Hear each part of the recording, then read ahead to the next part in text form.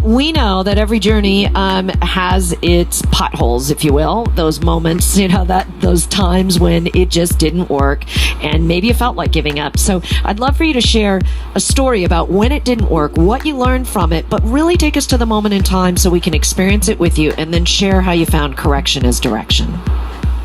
Well, once we published the book, all we had was the book. So we didn't have a marketing plan. It was like the law of attraction without action. Right? So we had to start scrambling, and we started focusing on sales numbers. And we would do marketing, and then we would check the numbers, and we would panic, and we'd get frustrated, and we would get upset about how long it takes to get feedback from your marketing, and everything was about sales, and it just wasn't working. So we had to focus. We had to refocus on what we were doing. So we decided, okay, let's focus on our core message, which is giving yourself permission, building your inner strength, and making positive, substantial change into your life. So we started to focus on the benefits that we were sharing.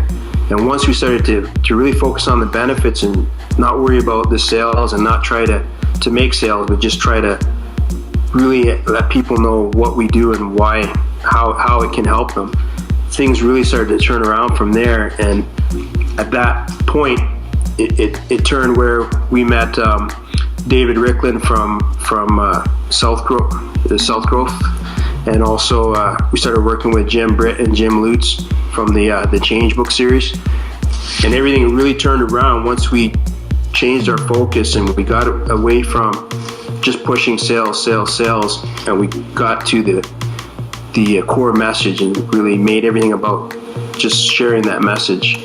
So, in other words, you started really caring about your audience and saying, we're going to deliver what's really important. And if we make a sale, we make a sale. But that's not as important as getting the message out. And I think that's when it becomes really transparent and it becomes very authentic and genuine. And people all of a sudden flock to you, right? Yeah, exactly, yeah. Yes. That's such a cool experience. I love it when it goes that way. Well, thank you for sharing those stories. Right now, we're going to talk about how to give yourself permission to achieve your goals. So, brand journalism community, if you think, well, I'm already successful and I've already got all this, success I need and I've reached the goals, give it a listen anyway, because there's probably some area of your life that you're holding back a little bit, or you're waiting for somebody to say, yeah, it's okay, step out, take that path. This is what it's all about, and Pamela and WT are going to share their top tips and take us through the process. So take it away. So the first tip we have is you don't need permission to do anything, so don't ask anybody for that permission. And basically what we're saying is, when you really start to believe in yourself and you believe it in your core and you convince yourself in your mind and you learn to silence the voices of doubt, that's when you really truly give yourself permission.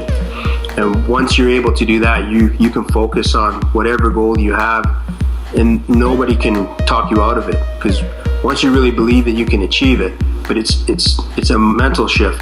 You have to really convince yourself that it's possible and doable for you, because everything that you believe is possible and doable, you achieve without too much problems. And success lies in the belief that you are worthy first. This should be your main message to yourself, which all ropes into this. So also I say listen to your ego and then ignore it. So the reason why I say that is because it's that voice in your head, that voice that's always there ready to pull doubt out of anything that you do. And you can be so eager to start something, and then all of a sudden that voice comes and it says, oh, you must be kidding, you think you can do this? Why do you think you're smart enough to do this? You're not smart enough to do anything like that. So all that voice starts to play like a tape recorder in your head, it just keeps playing over and over again. So if you can find yourself in that, the real belief of yourself, so that you can learn to ignore that voice of negativity, and really get yourself into that place where you can move on and kind of push the ego to the background. Yeah, and then our fourth tip would be to learn how to start complimenting yourself, acknowledging when you've done a good job, telling yourself that I can do this, I will do it, and just giving yourself encouragement, because that's a big way to give yourself permission to do that mental shift. And then the fifth thing that we always say is, your life is a collection of memories, so make your life memorable.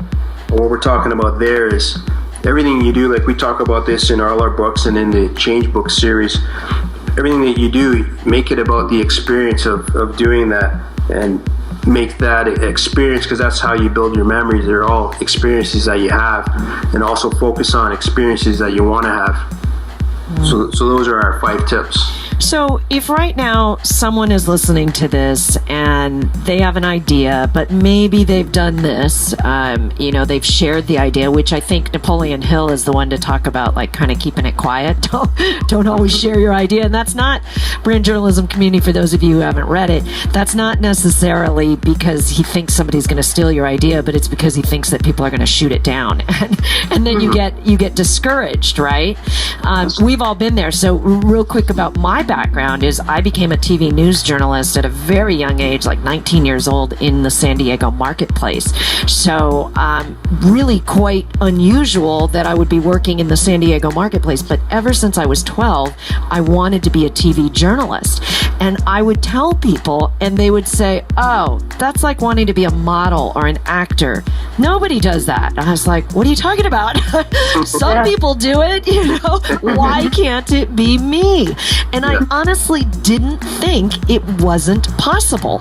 So as time went on and I started hearing more and more, you can't do this, that's not really a good career choice, it started to dampen my belief. But I had this saying, and I loved, you guys kind of said it, a version of it, once you believe it, you can achieve it. And so I really had that too, that just imagine it and you can achieve it. And I used to say that over and over and over again. I think it's a version of Walt Disney's quotes. But and I don't even remember ever hearing him say it. I have no idea how it got into my head. But I had this belief, and I really just wanted to do this so badly that I did one thing that I haven't heard you talk about, but I'm sure it's got to be in your books, and that was I acted and believed I was already it. And I lived in this state of envisioning a lifestyle. Like literally, I imagined myself reporting and standing there and holding the microphone and talking to a camera.